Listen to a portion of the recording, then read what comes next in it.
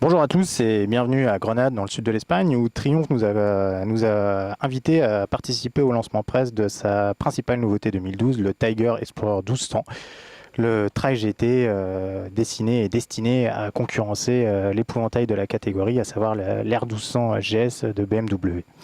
Pour cela, Triumph fait partie d'une feuille blanche. Ils ont développé de prime abord un 3 cylindres de 1215 cm3, un moteur qui est tout nouveau, un moteur moderne et un moteur qui a gardé quand même les fondamentaux Triumph. C'est-à-dire que c'est un moteur qui est ultra disponible, avec lequel il est possible de déambuler à des régimes extrêmement bas, même sur le rapport supérieur. Il est par exemple possible de rouler en quatrième dans des petits villages avec des reprises tout à fait convaincantes. Donc c'est un moteur comme on les aime, c'est-à-dire un moteur très rond, élastique, qui par contre dispose d'une plage de couple très importante, donc effectivement dès les bas régimes jusqu'à sa rupture d'allumage, donc qui se situe à 10 000 tours, par contre qui est quand même assez linéaire, c'est-à-dire que c'est un moteur qui n'a pas de pic de puissance en haut, donc c'est un moteur qui est disponible tout le temps, mais qui n'a pas, on va dire, effectivement ce petit effet turbo qu'on pouvait avoir sur les anciens blocs 3 cylindres de la firme Dinkley.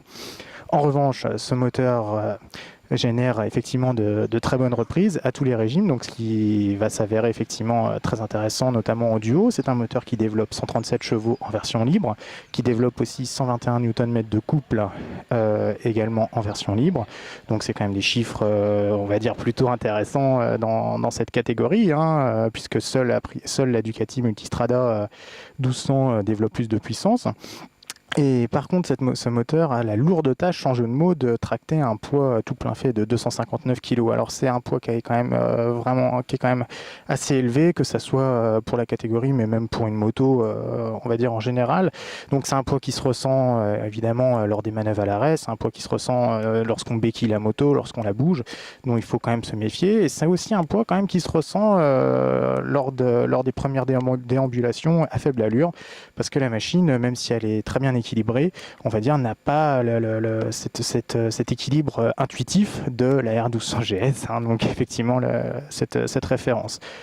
En dehors de ça, le châssis Triumph est plutôt réussi, très convaincant. C'est un châssis qui bénéficie de suffisamment de rigidité pour permettre des belles vitesses de passage en courbe, même si là, ce n'est pas forcément la qualité première de cette Explorer, à savoir que c'est pas forcément une moto sportive, donc elle est vraiment orientée confort. De toute façon, on pourrait plus dire que là, c'est au-delà du trail, on s'achemine plus vers une routière.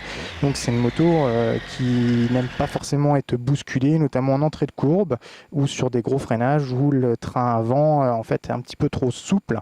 Demanderait en fait finalement l'hydraulique demanderait d'être serré un petit peu en compression pour lui donner un petit peu plus d'incisivité, notamment effectivement sur les phases de freinage. En revanche, la motricité est excellente, et d'autant plus excellente qu'elle est assistée par un contrôle de traction, donc le TTC, donc le Triumph Traction Control, qui est réglable sur 3 niveaux. Donc le premier niveau qui est le plus intrusif, le deuxième niveau qui vous laisse un petit peu plus de liberté, et donc il est déconnectable. Donc pour on va dire les échappées dans le tout-terrain, même si là encore le poids tout plein fait assez élevé de la machine va vite décourager en fait l'envie de s'acheminer en dehors des sentiers battus. La moto est aussi équipée d'un ABS de série, donc c'est un ABS qui est lui aussi déconnectable et reçoit en fait une poignée de gaz de type ride-by-wire, c'est-à-dire qu'il n'y a pas de câble d'accélérateur, c'est une poignée de gaz électronique, donc qui permet par exemple non seulement donc d'avoir un très bon lien avec le moteur entre la poignée de gaz et la roue arrière, mais aussi qui permet à Triumph de maintenir en fait les émissions polluantes à un seuil très bas, et donc va permettre à ce nouveau moteur de répondre très facilement aux prochaines normes Euro 4, voire même Euro 5, qui seront bientôt mises en application dans le monde du 2 roues. Donc voilà, grosso modo, les grands traits en fait de cette machine. C'est une machine qui sera commercialisée à partir de fin mars 2012 au tarif de 14 890 €.